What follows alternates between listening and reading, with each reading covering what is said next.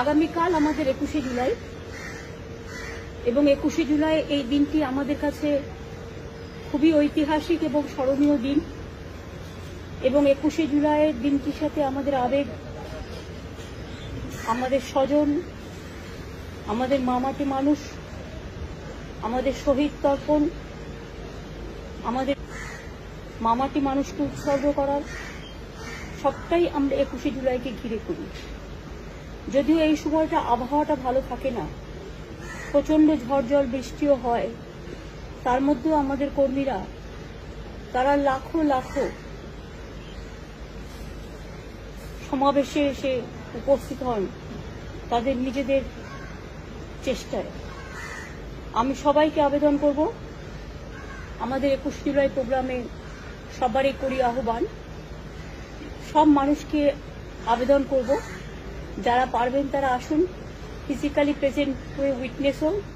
যারা পারবেন না তারা টিভিতে দেখুন বা নানা রকম আমাদের ভিডিও ফেসবুক লাইভ হবে তাতে দেখুন, যারা বাইরেও আছে। আমি সবাইকে বলবো সাবধানে শান্তিপূর্ণভাবে